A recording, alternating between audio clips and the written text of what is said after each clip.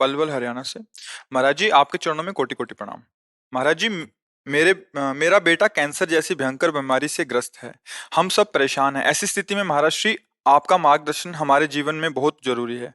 से परेशान नहीं होना, पर मोह के कारण हम परेशान तो हो ही जाते हैं, क्योंकि हाँ, हमारा अपनापन हो जाता है ना कि मेरा बच्चा है। पर ये जीव आपसे अपना हिसाब लेके ही रहेगा। ये आपका हिसाब लेने आया है। अगर देने आता ना, तो स्वस्थ, विवेकवान और ऐसे आचरण करता, ऐसी कमाई करता कि आपको हर्ष होता, सुख होता।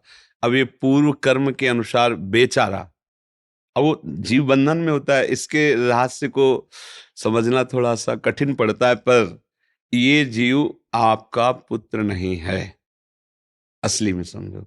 पहली बात तो भगवान का अंश है।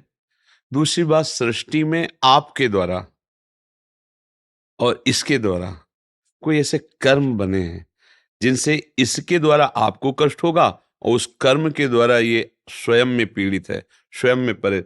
बिल्कुल आप सच्ची बात समझिए, कोई यहाँ किंचन मात्र किसी को कष्ट नहीं दे सकता। हमारे कर्मों का परिणाम ही हमारे सामने आता। अब घबराना नहीं। देखो, ये जो जीव है, ये कभी नहीं मरता। ये शरीर कभी नहीं टिकता, किसी का नहीं टिका। भगवान भी अवतार लिए ना, तो अंतर्धान होने की लीला उन्होंने भी की।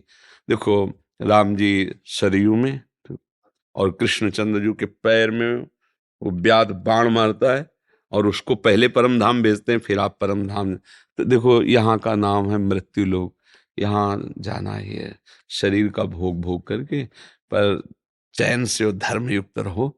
इसकी जितनी सेवा बने, इसको सेवा करो, प्रोत्साहन देते रहो। और जरूरी नहीं है कि ये आखिरी करने ही आया है। हो सकता है कर्म समाप्त हो, ठीक हो जाए, ऐसा होता है। तो उसमें आपको ज़्यादा परेशान नहीं होना।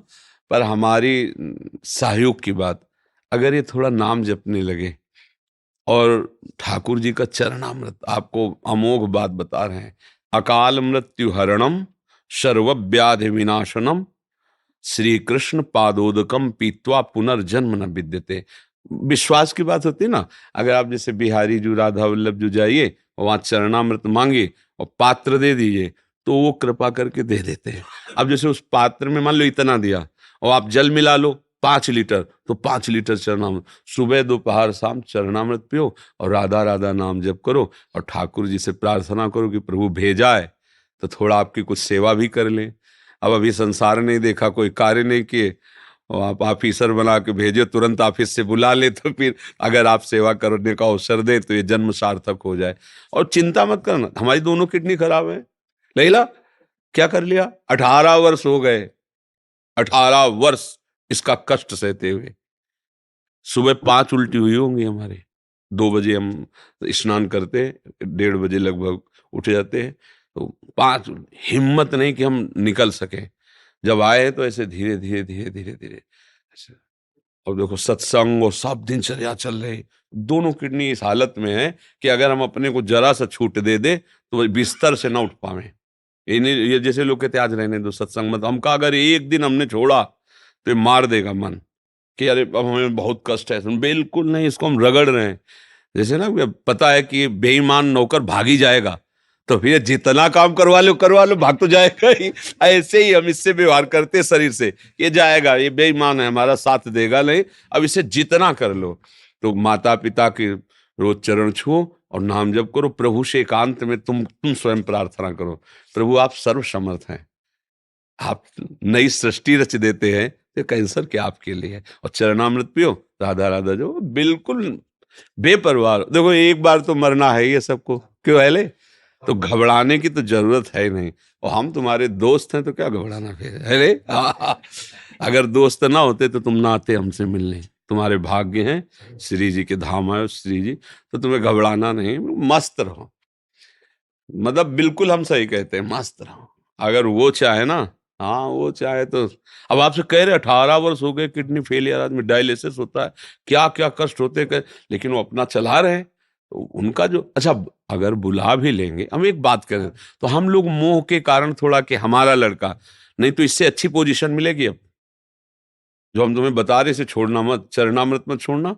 और नाम जब अगर कुछ भी ना बना तो आज का जो तुम्हारा एक कर्म बना, यहाँ आना, संत दर्श और सामने संभाषण, यमराज के दरबार में जाने वाली बात तो खत्म हो चुकी है, तुमने लिख लियो।